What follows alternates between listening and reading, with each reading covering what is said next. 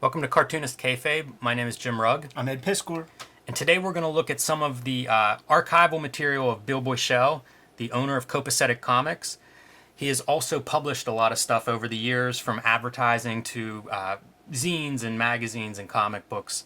And so we're going to take a look at some of that material. We posted his shoot interview just yesterday, and a lot of Kayfabers were asking about some of the stuff he was talking about when it came to his publications and his conventions. So this gave us an opportunity to dust some of this stuff off, put it underneath the microscope. So we're going to start with excerpts from the archives of Bill Boichel, 1976 to 1994. 1994 is when he closed his store BEM. And this is a zine that I made. I made 40 of these for a group show called Pulp Atlas.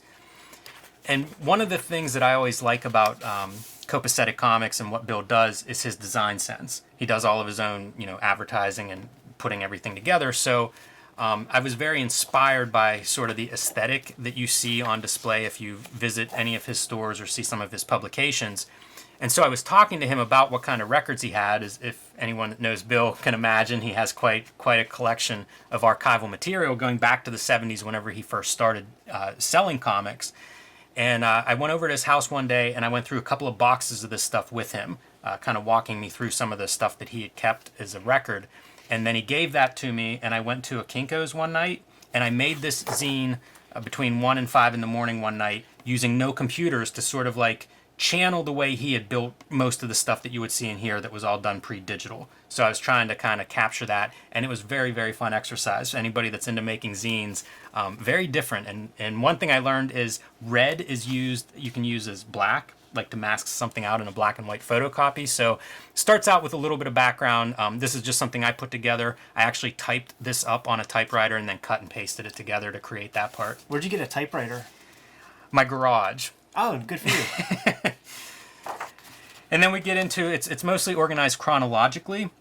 So these are things like correspondence that he would have with other fandom or with people that were ordering books. He was also producing a zine very early on, the Comic News for the Montgomery County area. And this would have all kinds of stuff, from books that he had available to sell, but also things like checklists of different artists. This is fandom era. This would have been early 70s. I don't know if we have a date on here somewhere. I don't see one, but it would have been like mid to early 70s. And this is somebody ordering one of his comic newsletters. And it talks about like different books that are increasing in price, or hot books that have increased a lot. I guess among his travel and what he's seeing. Yeah, look at that, references to Overstreet Price Guide and what are hot books at the time. Neil Adam Comic Art Index up to January 1977. And little introduction. So again, these are sort of like excerpts from zines and things that he had assembled, fanzines. And we do have a date here of 1976. When you would have gotten a hold of this here, was it the master copy, or was it like a purple Ditto sheet that you printed this thing from? These covers make me think of the purple Ditto, the way they've reproduced. I don't remember specifically, and this is a pretty clean copy, so it's possible the cover was done in some different fashion. Here's an envelope from Phil Suling. That's a name that came up a lot in the shoot interview. Yeah, really the guy who sort of engineered and conceived of the direct market model of buying non-returnable copies of comic books from the publishers at a deeper discount than newsstands would get. And so you see a handwritten note from Phil to Bill, who was ordering comics from Phil Suling in these early days. That's incredible right there. And letters from Bill. One of his early stores was Asgard Books. So there's a lot of stuff that's kind of advertising his early, I guess, retail, even though I'm not sure he had a real retail space. But he would list these, what books he had and prices and stuff, and then they would go into these various fanzines and advertising zines and things like early comics buyer's guides. He also organized shows. He talks about in our shoot interview with him.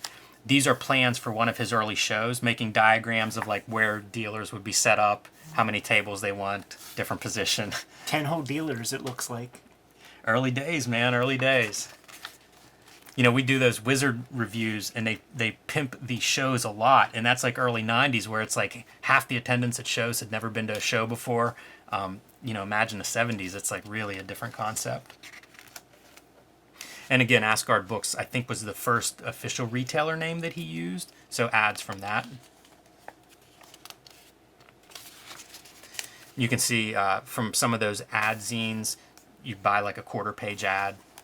And this stuff ran all through Marvel Comics whenever I was reading it. Even newspaper ads, buying comics. Interesting. And then we get into Transfer. These are the shows that he ran monthly for, I think 1 year he ran these. And so these are some of the advertisements that would promote the different transfer shows that he was running in Oakland neighborhood of Pittsburgh.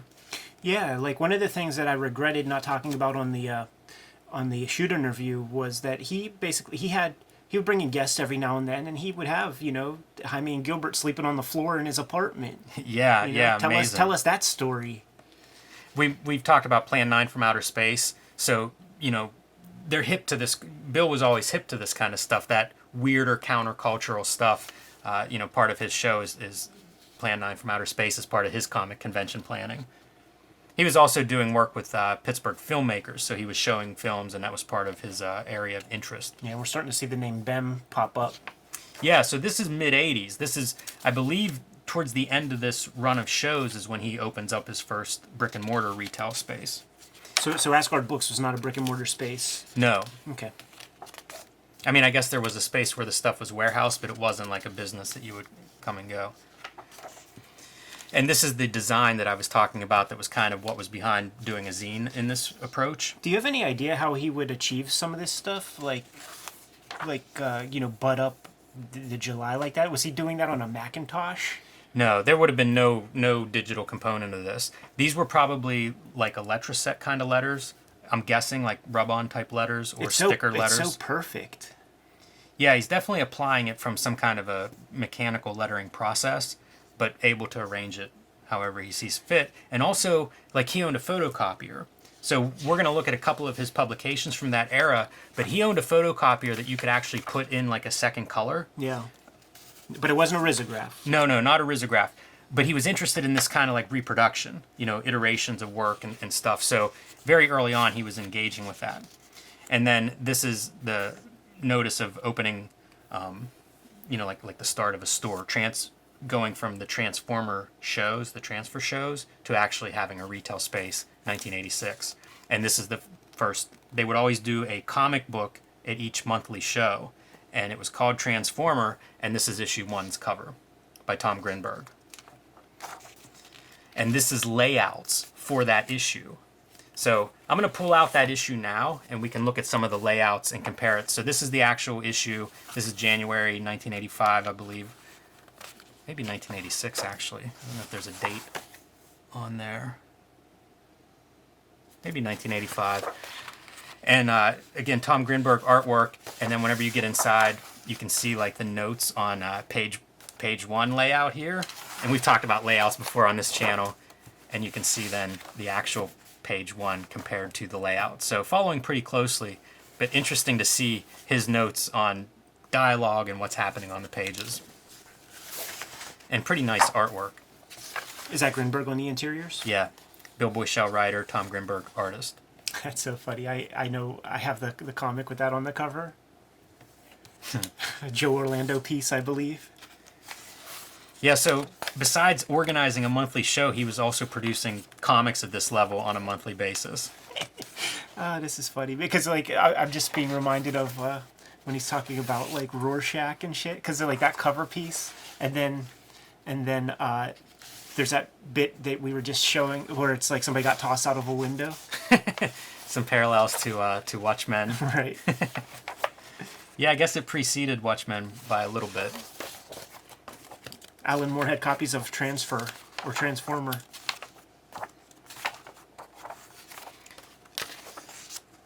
This is an ad for the Transformer magazines.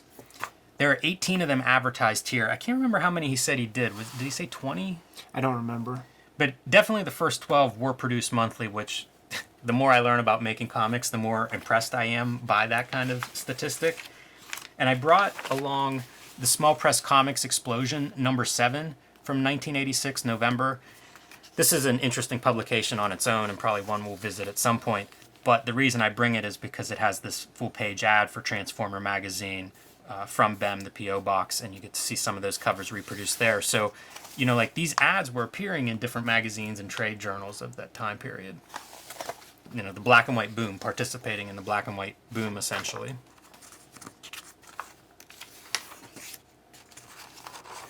This is a letter from somebody who ordered Transformer because they saw the ad in the small press explosion. That's cool, man. It actually from the UK. Paid dividends. Yes. And finally, this is the closing letter from whenever he shut BEM down in 1994. Basically closing out his account. So a couple of the other publications that, I don't know if we talked about all of these in his shoot interview, but a few other BEM publications that I had on hand and thought I would share. This is No Comics #2. Cover Tom Reynolds, I believe, another Pittsburgh artist. Really good comic book that he produced is Black Lion. If you ever come across one of those, I would recommend it. This is from 1988, and same P.O. box. At this point, BEM is a operating brick and mortar store. So Tom Reynolds artwork, and this is a little more substantial package. And some of this stuff looks so good, but also I see like that early Love and Rockets influence in this artwork too, which nothing wrong with that. This second story, Cry Little Sister, is by Rick Mays, who, as Bill mentioned, you know, has a career in comics, did a lot of comics work, and early manga influence on American cartoonists.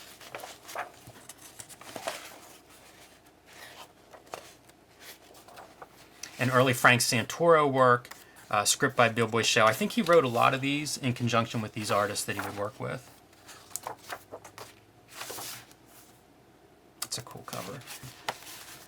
One other piece I found, and I don't know that Bill was directly involved with publishing this, but this is another Pittsburgh small press book that I found early on whenever I got interested in, again, making my own comics and started to encounter this stuff, probably from Phantom of the Attic in Oakland.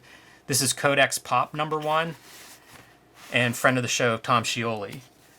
Some of his early work, 1998. But in addition to Tom and Frank and a couple of these other local cartoonists, this also features a comic entry from BEM. So he may not have published this, but it has his fingerprints in it. And finally, Bill mentioned a recent comic that he made, and this is, I believe, the comic he's talking about, Codex Magico Illuminatus. This is text from a book I'm not going to try to pronounce, but it's from 1922, the translation that we're going to see in here. And it's Bill's fascinating, and I feel like this kind of publication sums up a lot of his interests and what he's reading about. Total Reality is the World. Feels like this could be done now and make perfect sense. And then drawings that are probably inspired by Stuart Davis. And you can find some of these on his original Copacetic Comics website.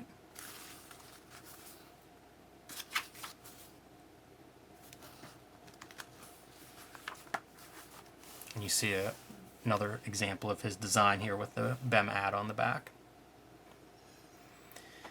So that concludes the publications that I pulled in reference to the Bill Boichel shoot interview. Yeah, once again, I want to thank Bill for giving us the time of day so that we could invade his shop, interview him. We're happy to share some of his brain with the Kayfabers out there. And if you're as fascinated as we are, man, check out the Copacetic Comics website and fall down those rabbit holes, read his reviews, support the shop, support your local comic shop, man. We need to keep these joints going. And while you do that, we're going to go back to making comics. So like, subscribe, and follow the YouTube channel. Hit the bell icon, and we'll let you know whenever we have new vids available. You can find Cartoonist Kayfabe merch at our spread shop. There's a link below the video to that. Jim, I'm going to go look this up in the dictionary, man. Give these guys their marching orders. Read more comics.